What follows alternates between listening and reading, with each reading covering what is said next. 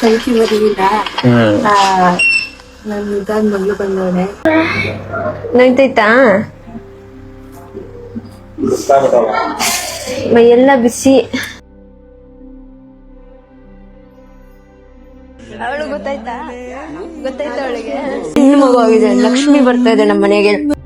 ಬರೀ ಪಾಪು ಪಾಪು ಪಾಪು ಅಂತ ಕಂಟೆಂಟ್ ಇಟ್ಕೊಂಡ್ಬಿಟ್ಟಿದೀರಾ ನೀವೆಲ್ಲ, ನಿಮ್ಗೆ ಇನ್ನೇನು ಇಲ್ಲ ಕಂಟೆಂಟ್ ಅದಕ್ಕೆ ಅಂತ ಒಂದ್ 2-3 ಕಾಮೆಂಟ್ಸ್ ಬಂದಿತ್ತು. ಇನ್ನೇನ್ ನಾನು ಈ ಟೈಮಲ್ಲಿ ಹೋಗ್ಬಿಟ್ಟು ವರ್ಕೌಟ್ ಮಾಡ್ಕೊಂಡು ಜಾಗಿಂಗ್ ಮಾಡ್ಕೊಂಡು ಕುಕ್ರೆಲಿ ಕೆರೆಯಲ್ಲಿ ಜಂಪ್ ಮಾಡಕ್ಕಾಗತ್ತಾ?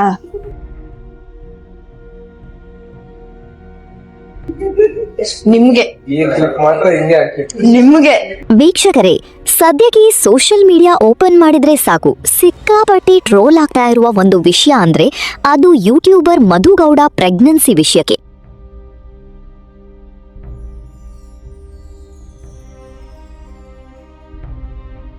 ಕಲ್ಕಿ ಜನ್ಮ ಎತ್ತು ತಾನೆ, ಇನ್ನು ಕಲಿಯುಗದ ಅಂತ್ಯ ಗ್ಯಾರಂಟಿ ಅಂತೆಲ್ಲ ಸಿಕ್ಕಾಪಟ್ಟೆ ಟ್ರೋಲ್ ಮಾಡ್ತಾ ಇದ್ರು. ಈಗಾಗ್ಲೇ ಮಧುಗೌಡ ಹೆಣ್ಣು ಮಗುವಿಗೆ ಜನ್ಮ ನೀಡಿ ಆಯ್ತು, ಆಕೆಗೆ ಹೆಣ್ಣು ಮಗು ಹುಟ್ಟಿದೆ. ಎಲ್ಲರೂ ಕೂಡ ಅಪ್ಪ ಕಲ್ಕಿ ಬರ್ಲಿಲ್ಲ, ಕಲ್ಲಮ್ಮ ಬಂದ್ಲು, ಭೂಮಿ ಉಳಿತು ಅಂತೆಲ್ಲ ಮತ್ತೆ ಟ್ರೋಲ್ ಮಾಡ್ತಾ ಇದ್ದಾರೆ. ಮಧುಗೌಡ ಕೂಡ ಈ ಬಗ್ಗೆ ರಿಯಾಕ್ಟ್ ಮಾಡಿದ್ದಾಳೆ. ಕಲ್ಕಿ ಹುಟ್ಲಿಲ್ಲ, ನನ್ ಮುದ್ದಾದ ಮಗಳು ಹುಟ್ಟಿದ್ಲು ಅಂತ. ಕಲ್ಕಿ ಬರಲಿಲ್ಲ. ನನ್ನ ಇದಾದ ಮಗಳು ಬಂದವಳೆ. ನೋಡಿ ನನ್ನ ಕ್ಯೂಟ್ ಟ್ರಾಲ್ಸ್ ಎಲ್ಲ ತೋರಿಸ್ತಾ ಇದ್ದೀನಿ. ಇಷ್ಟ ಮಾಡ್ಲಿ ಅವ್ರು ಮಾಡ್ತಾರೆ, ಅವ್ರನ್ನ ಟ್ರೋಲ್ ಮಾಡ್ತಾ ಇರೋ ಕಾರಣ ಇಷ್ಟೇ. ಪ್ರತಿಯೊಬ್ಬರಿಗೂ ಕೂಡ ತಾಯ್ತನ ಅನ್ನೋದು ತುಂಬಾ ಎಮೋಷನಲ್ ಆಗಿರುವಂಥ ವಿಷಯ. ಅದನ್ನ ಸಂಭ್ರಮಿಸ್ತಾರೆ. ಇವತ್ತು ತುಂಬಾ ಜನ ಅದರ ಬಗ್ಗೆ ವಿಡಿಯೋ ಕೂಡ ಮಾಡಿ ಹಾಕ್ತಾರೆ. ಆದ್ರೆ 9 ತಿಂಗಳಲ್ಲಿ ಕುಂತ್ರು ನಿಂತ್ರು 100 ವಿಡಿಯೋ ಮಾಡಿ ಹಾಕಿದ್ರೆ ಕಾಮನ್ ಆಗಿ ಜನರು ಇರಿಟೇಟ್ ಆಗ್ತಾರೆ. ಸೊ ಡೆಫಿನೆಟ್ಲಿ ಟ್ರೋಲ್ ಆಗೇ ಆಗ್ತಾರೆ. ಆಕೆಗೆ ಮಾಡಿರೋ ಕಮೆಂಟ್ನ ನೋಡಿದ್ರೆ ನಗು ತಡ್ಕೊಳಕ್ಕಾಗಲ್ಲ. ಕೆಟ್ಟ ಕಮೆಂಟ್ಗಳು ಮಾತ್ರ ಅಲ್ಲ, ಒಳ್ಳೆ ಮನಸ್ಸಿಂದ ಹಾರೈಸಿದವರು ತುಂಬಾ ಜನ ಇದ್ದಾರೆ. ವೀಕ್ಷಕರೇ, ಇವತ್ತು ಸ್ವಲ್ಪ ಮಧುಗೌಡರ ಹಿನ್ನೆಲೆಯನ್ನ ನೋಡ್ಕೊ ಬರೋಣ. ಯಾವ ರೀತಿ ಅವರು 0 ಇಂದ, ಅಂದ್ರೆ ಆಕೆ ಟಿಕ್ಟಾಕ್ ಮಾಡೋಕ್ಕಿಂತ ಮುಂಚೆ ಮಧುಗೌಡ ಅಂದ್ರೆ ಯಾರಂತ ಯಾರಿಗೂ ಗೊತ್ತಿರ್ಲಿಲ್ಲ. ಹೇಗೆ 0 ಇಂದ 1 ಮಿಲಿಯನ್ ಮಟ್ಟಿಗೆ ಬೆಳೆದ್ರು ಅಂತ ಸ್ವಲ್ಪ ಚಿಕ್ಕದಾಗಿ ನೋಡ್ಕೊಂಡು ಬರೋಣ. ಆಕ್ಚುಲಿ ಮಧುಗೌಡ ಹುಟ್ಟಿದ್ದು ಬೆಳೆದಿದ್ದು ಎಲ್ಲ ಮೈಸೂರು. ಕಾಲೇಜ್ ಹೋಗ್ತಾ ಇರುವಂತಹ ಟೈಮ್ನಲ್ಲಿ ಟಿಕ್ಟಾಕ್ ಬರುತ್ತೆ. ಆ ಟೈಮಲ್ಲಿ ಸೋನು ಗೌಡ, ಬಿಂದು ಗೌಡ, ಶಿಲ್ಪಾ ಗೌಡ, ಭವ್ಯ ಗೌಡ, ವರ್ಷಾ ಕಾವೇರಿ, ವರುಣ್ ಆರಾಧ್ಯ ಹೀಗೆ ಎಲ್ಲರೂ ಕೂಡ ಟಿಕ್ಟಾಕ್ನಲ್ಲಿ ಲಿಪ್ಸಿಂಕ್ ಮಾಡುವ ಮೂಲಕ ವಿಡಿಯೋ ಮಾಡಿ ಸ್ವಲ್ಪ ಟ್ರೆಂಡಿಂಗ್ನಲ್ಲಿರ್ತಾರೆ. ಇದನ್ನ ನೋಡಿದ ಮಧುಗೌಡ ನಾನು ಕೂಡ ಟಿಕ್ಟಾಕ್ ಮಾಡಬೇಕು ಅಂತ ಮಾಡ್ತಾರೆ. ನೋಡಲು ಕ್ಯೂಟ್ ಆಗಿದ್ದ ಮಧುಗೌಡಗೆ ಟಿಕ್ಟಾಕ್ನಲ್ಲಿ ವಿಡಿಯೋಗಳು ವೈರಲ್ ಆಗುತ್ತಾ ಸ್ವಲ್ಪನೇ ಫೇಮಸ್ ಆಗೋಕೆ ಶುರು ಆಗ್ತಾರೆ.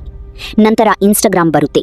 ಅದರಲ್ಲೂ ರೀಲ್ಸ್ ಮಾಡೋಕೆ ಶುರು ಮಾಡಿ ಅಲ್ಲಿ ಕೂಡ ಫೇಮಸ್ ಆಗ್ತಾರೆ. ಆ ಟೈಮ್ನಲ್ಲಿ ನಿಖಿಲ್ ಹಾಗೂ ನಿಶಾ ಇಬ್ಬರು ಕೂಡ ಅಣ್ಣ ತಂಗಿ ಕಾನ್ಸೆಪ್ಟ್ ಇಟ್ಕೊಂಡು ಟಿಕ್ಟಾಕ್ ಹಾಗೂ ರೀಲ್ಸ್ ಮಾಡ್ತಾ ಇದ್ರು. ಇದು ಸಿಕ್ಕಾಪಟ್ಟೆ ವೈರಲ್ ಆಗಿ ಅವರು ಕೂಡ ಒಂದು ಮಟ್ಟಿಗೆ ಫೇಮಸ್ ಆಗಿದ್ರು. ಅಲ್ಲಿವರೆಗೂ ಮಧುಗೌಡ ನಿಶಾ ಹಾಗೂ ನಿಖಿಲ್ಗೆ ಯಾವುದೇ ರೀತಿಯ ಪರಿಚಯ ಇರಲಿಲ್ಲ. ಆದ್ರೆ ಮಧುಗೌಡ ನಿಖಿಲ್ ಹಾಗೂ ನಿಶಾನ ಕೆಲವೊಂದು ವಿಡಿಯೋಗಳನ್ನ ನೋಡಿ ಇಷ್ಟಪಟ್ಟು ಲೈಕ್ ಕೊಟ್ಟಿದ್ರು. ಆದ್ರೆ ಪರ್ಸನಲ್ ಆಗಿ ಒಬ್ಬರಿಗೊಬ್ಬರು ಪರಿಚಯ ಇರಲಿಲ್ಲ. ಒಂದು ದಿನ ನಿಖಿಲ್ ಫ್ರೆಂಡ್ ಒಬ್ಬನ ಬರ್ಡೇ ಪಾರ್ಟಿಗೆ ಹೋದಾಗ ಆತನ ಫ್ರೆಂಡ್ ಮಧುಗೌಡನ ವಿಡಿಯೋ ತೋರಿಸಿ ಸೀರೆ ಉಟ್ಕೊಂಡೆ ಎಷ್ಟು ಚೆನ್ನಾಗಿ ಕಾಣ್ತಾಡಲ್ಲ ಇವಳು ಅಂತ ತೋರಿಸ್ತಾನಂತೆ. ನಿಖಿಲ್ಗೆ ಕೂಡ ನೋಡಿ ಕ್ಯೂಟ್ ಆಗಿದ್ದಾನೆ ಅಂತ ಅನಿಸಿತ್ತು. ಆದ್ರೆ ಯಾವುದೇ ರೀತಿಯ ಲವ್ ಅಟ್ ಫಸ್ಟ್ ಸೈಟ್ ಆಗ್ಲಿ ಏನೂ ಆಗಿರಲಿಲ್ಲ. ನಿಖಿಲ್ ಬರ್ಡೇ ಪಾರ್ಟಿ ಮುಗಿಸಿಕೊಂಡು ಮನೆಗೆ ಬಂದವನೇ ಮಧುಗೌಡಗೆ ಇನ್ಸ್ಟಾಗ್ರಾಂನಲ್ಲಿ ತನ್ನ ಪರ್ಸನಲ್ ಅಕೌಂಟಿಂದ ಸುಮಾರು ಮಧ್ಯರಾತ್ರಿ 12 ಗಂಟೆ ಹೊತ್ತಿಗೆ ಹಾಯ್ ಅಂತ ಮೆಸೇಜ್ ಕಳಿಸುತ್ತಾನೆ. ಮಧುಗೌಡ ಸಾಮಾನ್ಯವಾಗಿ ಲೇಟಾಗಿ ಮಲಗೋದ್ರಿಂದ ಆಕೆ ಆತನ ಮೆಸೇಜ್ ಅನ್ನ ನೋಟಿಫಿಕೇಶನ್ ಇಂದಾನೇ ನೋಡ್ತಾಳೆ. ಅವಳಿಗೆ ಸರ್ಪ್ರೈಸ್ ಆಗತ್ತೆ. ಇದು ಅಣ್ಣ ತಂಗಿ ರೀಲ್ಸ್ ಮಾಡ್ತಾರಲ್ಲ, ಇವನು ನಿಖಿಲ್ ಅಲ್ವಾ ಅಂತ ಸರ್ಪ್ರೈಸ್ ಆಗ್ತಾಳೆ. ಯಾವುದೋ ಪ್ರಮೋಷನ್ಗೆ ಇರಬಹುದು ಅಂತ ಅಂದ್ಕೊಳ್ತಾಳೆ. ಮಧ್ಯರಾತ್ರಿ ಆಗಿರೋದ್ರಿಂದ ನಾಳೆ ಮೆಸೇಜ್ ಮಾಡಿದ್ರೆ ಆಯ್ತು ಅಂತ ಸುಮ್ನಾಗ್ತಾಳೆ. ಮಧುಗೌಡ ರಿಪ್ಲೈ ಮಾಡದಿದ್ದನ್ನ ನೋಡಿ ನಿಖಿಲ್ ಆ ಮೆಸೇಜ್ ಅನ್ನ ಡಿಲೀಟ್ ಮಾಡ್ತಾನೆ. ಬೆಳಗ್ಗೆ ಮಧುಗೌಡ ಇನ್ಸ್ಟಾಗ್ರಾಮ್ ನೋಡಿದಾಗ ಅಲ್ಲಿ ನಿಖಿಲ್ನ ಮೆಸೇಜ್ ಇರೋದಿಲ್ಲ. ಮಧುಗೌಡ ಮೋಸ್ಟ್ಲಿ ನನ್ನ ಇನ್ಸ್ಟಾಗ್ರಾಮ್ ಅಕೌಂಟ್ದೇ ಏನೋ ಪ್ರಾಬ್ಲಮ್ ಅನ್ಸುತ್ತೆ ಅಂತ ಅಂದ್ಕೊಂಡು ನಿಖಿಲ್ಗೆ ಮೆಸೇಜ್ ಮಾಡ್ತಾಳೆ. ಅವರಿಬ್ಬರ ನಡುವೆ ಅಲ್ಲಿಂದ ಚಾಟಿಂಗ್ ಸ್ಟಾರ್ಟ್ ಆಗುತ್ತೆ. ಮಧುಗೌಡಗೆ ಇನ್ನೂ ಕೂಡ ಡೌಟ್ ಇರುತ್ತೆ, ಇದು ನಿಖಿಲ್ ಅಲ್ಲ, ಇದ್ಯಾವುದೋ ಫೇಕ್ ಅಕೌಂಟ್ ಅನ್ಸುತ್ತೆ ಅಂತ. ಆಮೇಲೆ ನಿಖಿಲ್ ನಿಶಾ ಕುಳಿತುಕೊಂಡಿರುವ ಫೋಟೋವನ್ನ ತೆಗೆದು ಕಳುಹಿಸುತ್ತಾನೆ. ಆಮೇಲೆ ಇವಳಿಗೆ ಕನ್ಫರ್ಮ್ ಆಗುತ್ತೆ ಇದು ಅವನಿ ಅಂತ. ನಂತರ ಸ್ವಲ್ಪ ದಿನದಲ್ಲೇ ನಿಖಿಲ್ ಮಧುಗೌಡಗೆ ಪ್ರಪೋಸ್ ಮಾಡ್ತಾನೆ. ಅವನಿಗೇನು ರಿಯಲ್ ಆಗಿ ಮಧುಗೌಡ ಮೇಲೆ ಲವ್ ಆಗಿರೋದಿಲ್ಲ. ನನಗೂ ಒಂದು ಗರ್ಲ್ ಫ್ರೆಂಡ್ ಇರ್ಲಿ, ಬಿದ್ರಿ ಬೀಳ್ಲಿ ಅಂತ ಜಸ್ಟ್ ಒಂದು ಕಾಳು ಹಾಕುತ್ತಾನೆ. ಆದ್ರೆ ಮಧುಗೌಡಾಗಿ ಶಾಕ್ ಆಗುತ್ತೆ. ಇವನೇನು ಇಷ್ಟು ಡೈರೆಕ್ಟ್ ಆಗಿ ಇಷ್ಟು ಕಮ್ಮಿ ಸಮಯಕ್ಕೆ ಪ್ರಪೋಸ್ ಎಲ್ಲ ಮಾಡ್ತಾ ಇದ್ದಾನೆ ಅಂತ ಸ್ವಲ್ಪ ಹಿಂದೆ ಸರಿತಾಳೆ. ಆದ್ರೆ ಫ್ರೆಂಡ್ಶಿಪ್ ಹಾಗೆ ಇರುತ್ತೆ. ಅಪರೂಪಕ್ಕೆ ಒಂದೊಂದು ಸಲ ಇಬ್ರೂ ಕೂಡ ಮೆಸೇಜ್ ಮಾಡ್ತಾ ಇರ್ತಾರೆ. ನಿಶಾಗಿ ಎಲ್ಲಿಯೂ ಕೂಡ ಇವರಿಬ್ಬರ ಬಗ್ಗೆ ಗೊತ್ತಿರೋದಿಲ್ಲ. ಒಂದು ದಿನ ಮಧು ನನಗೆ ಬೆಂಗಳೂರಿಗೆ ಹೋಗ್ಲಿಕ್ಕೆ ಇದೆ ಅಂತ ನಿಖಿಲ್ ಹತ್ರ ಹೇಳ್ತಾಳೆ. ಆಗ ನಿಖಿಲ್ ನಿಶಾಗಿ ಕೂಡ ಬೆಂಗಳೂರಿಗೆ ಹೋಗ್ಲಿಕ್ಕೆ ಇದೆ, ಒಟ್ಟಿಗೆ ಹೋಗಿ ಅಂತ ಇಬ್ಬರನ್ನ ಒಟ್ಟಿಗೆ ಕಳಿಸ್ಕೊಡ್ತಾನೆ. ಅದೇ ಮೊದಲ ಬಾರಿಗೆ ಮಧುಗೌಡ ಹಾಗೂ ನಿಶಾ ಭೇಟಿಯಾದದ್ದು. ಹೀಗೆ ನಿಧಾನವಾಗಿ ನಿಶಾ ಹಾಗೂ ಮಧುಗೌಡ ಫ್ರೆಂಡ್ಶಿಪ್ ಬೆಳೆಯುತ್ತೆ. ಒಂದು ದಿನ ನಿಶಾ ಬರ್ತ್ಡೇ ಪಾರ್ಟಿ ಇರುವಾಗ ಮಧುಗೌಡನ ಮನೆಗೆ ಇನ್ವೈಟ್ ಮಾಡಿರ್ತಾರೆ. ಅದೇ ಮೊದಲ ಬಾರಿಗೆ ಮಧುಗೌಡ ನಿಶಾ ಅವರ ಮನೆಗೆ ಹೋಗ್ತಾರೆ. ಸ್ವಲ್ಪ ಜಾಸ್ತಿ ಮಾತಾಡುವ ಮಧುಗೌಡ ಒಂದೇ ದಿನದಲ್ಲಿ ನಿಖಿಲ್ನ ಅಜ್ಜಿ, ಅಮ್ಮನಿಗೆ ಎಲ್ಲರಿಗೂ ಕೂಡ ಇಷ್ಟ ಆಗ್ತಾರೆ. ನಿಖಿಲ್ ತಮಾಷೆಗೆ ಅಜ್ಜಿ ಹತ್ರ, ಹೇಗೆ ಅಜ್ಜಿ, ಹುಡುಗಿ ಓಕೆನಾ, ಮದುವೆ ಆಗೋದಾ ಅಂತ ಕೇಳಿದ್ದಕ್ಕೆ, ಆಗೋ, ಒಳ್ಳೆ ಹುಡುಗಿ ಅಂತ ಅಜ್ಜಿ ಕೂಡ ಹೇಳ್ತಾರೆ. ನಂತರ ಡಿಸೆಂಬರ್ 25ರಂದು ಸುಮಾರು 9:30 ಹೊತ್ತಿಗೆ ನಿಖಿಲ್ ಪುನಃ ಮಧುಗೌಡಾಗಿ ಪ್ರಪೋಸ್ ಮಾಡ್ತಾರೆ. ಮಧುಗೌಡಾಗಿ ನಿಖಿಲ್ ಮನೆಯವರೆಲ್ಲ ಇಷ್ಟ ಆಗಿರ್ತಾರೆ. ನಿಖಿಲ್ ಕೂಡ ಇಷ್ಟ ಆಗೋಕೆ ಶುರುವಾಗಿರ್ತಾರೆ. ಹಾಗಾಗಿ ಪ್ರಪೋಸಲ್ ಒಪ್ಕೋತಾಳೆ. ಮಧುಗೌಡ ಆವಾಗಿನಿಂದಲೇ ನಿಖಿಲ್ ಹತ್ರ ಮದುವೆಯಾಗೋಣ, ಮದುವೆ ಯಾವಾಗಾಗೋಣ ಅಂತ ಹೇಳ್ತಾನೆ ಇರ್ತಾಳೆ. ನಿಖಿಲಿ ಸ್ವಲ್ಪ ಮುಂದಕ್ಕೆ ಹಾಕುತ್ತಾ ನಂತರ 4 ವರ್ಷದ ನಂತರ ಅವರಿಬ್ಬರೂ ಮದುವೆಯಾಗ್ತಾರೆ.